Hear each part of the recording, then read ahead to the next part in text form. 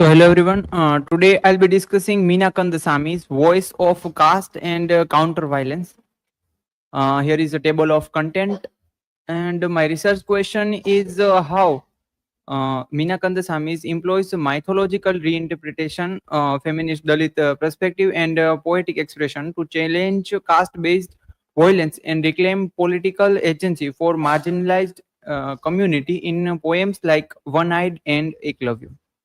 My hypothesis is how one idea demonstrate literature can challenge oppressive structure, transform symbolism of victimized into resistance, and provide new frames for marginalized voice in modern society. So, Meena Kandasamy was born in 1984. Her writing mostly focused on caste and annihilation, feminism, and resistance. Write in English with a radical, unapologetic voice. She was deeply influenced by Ambedkarite politics and feminist thought. Her works include Touch, which was published in 2006, then Miss Melstesi, and here are some novels: A Small Silence and The Gypsy of Goddess. So, savage treatment of untouchables in One Eyed. Here are the lines like Dhanam sees her left eye lid open, but lights slipped away. The price for a taste of that touchable water. So here also she mentions that how poor child is hit by her teacher, and the price of the water which she drank, it was caused for her sacrifice. And he intimate object to show pity, like the pot glass and water to see child's need and allow her to quench her thirst. Society shows the cruelty. Upper caste society, the teacher was mentioned there. And the poet's purpose: Meena Kandasamy uses the contrast to condemn the devilish practice of casteism and the savage treatment of untouchables, revealing how even institute like school corrupt and enforces this oppression. So basically, what she's trying to say that education is for progress or growth, and if the same treatment is happening there, then there is no need to think that what in country would be happening. In Eclomia in sorry in Eclom in a traditional narrative denied and multilated. So here also she tries to say that Eclom is a symbol of marginalized who is not provided m- uh, education properly, and her she and his denial of SS by Dronacharya, then focus on devotion and sacrifice, like how any traditional narrative would try to say that uh, how Eklavya was ગુરુ શિષ્ય પરંપરા type of theme, કે ગુરુએ કંઈક એની પાસેથી દક્ષિણા માંગી, means કે ગુરુ પાસેથી જે કાંઈ દક્ષિણા માંગી એના જ્ઞાનના બદલામાં, so he just cut out his throat. Then the act of disempowerment in Kandasamy's reimagining Eklavya's defense. You can do a lot of things with your left hand. She just trying to say that you don't need to cut your thumb, but instead of, if you have given your threat, then don't need no need to think that you are powerless, but you can throw bomb or violently act on this. And here is same mention.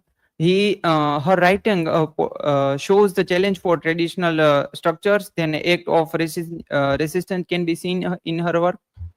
And Meena Kandasamy's aesthetic of resistance. I was born with a bomb in my mouth. So we can particularly notice that how she just trying to break down the traditional way of narrating, like why from only elite class of people, because before that there were only upper class literature was provided, but if a country is full of people, then there are many type of story also, and the Dalits or the subaltern are also part of that country. Then why should literature not focus on them instead of only upper class character?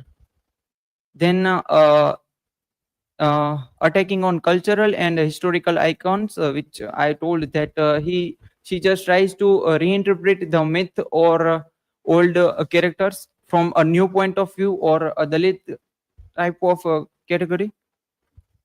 Then rewriting myths and epic in Eklam, we all know that she just tried to confirm him that you don't need to feel powerless, but instead of you should act with a powerful way. In Sita, uh, Kandasamy questions that the pathetic condition of woman in Ramayana, depicting Rama as an impassionate husband who neglects Sita's sexual appetite. She portrays Sita's relationship with Ravana as a reaction to Rama's denial, destroying the convention of the passive ideal Indian wife. Continue in Surn Pankha. She depicts Surn Pankha as a neglected woman whose expression of her need for sex resulted into destruction of her femininity by high caste men Rama and Lakshman, creating a disparity where the upper caste woman Sita is more successful in finding pleasure than Dalit woman Surpankha.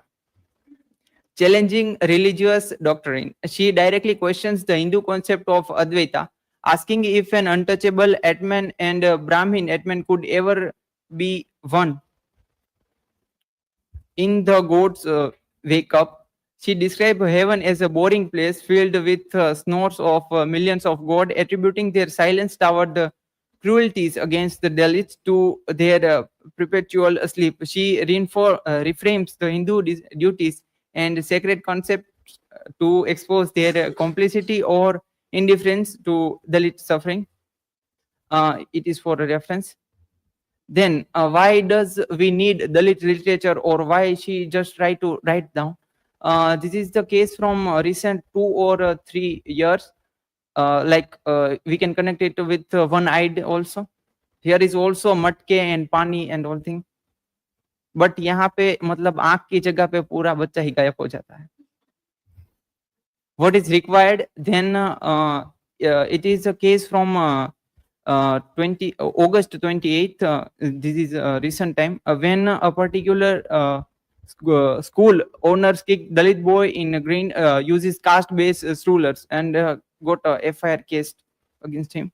Then in NDTV August 7, 2024, a Dalit boy, 6-year-old, forced to clean a toilet up school, later found locked in a classroom by elite class people.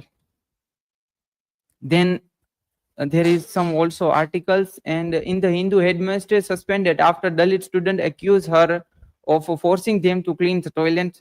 This is the same case. And locked up by upper caste woman for entering home. Dalit boy dies by suicide.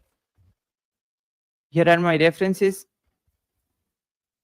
and it's for further reading. Now you are free to ask question. So, Bhargav, my question is to you that how has Dalit literature contributed to challenge traditional caste hierarchies? Yes, so how I just mentioned in a presentation that before that there was a traditional narrative like subaltern or the Dalit peoples are there in a country, but they don't get any voice. But now they are given the voice through the Dalit literature to express themselves. So in a positive way, they are contributing.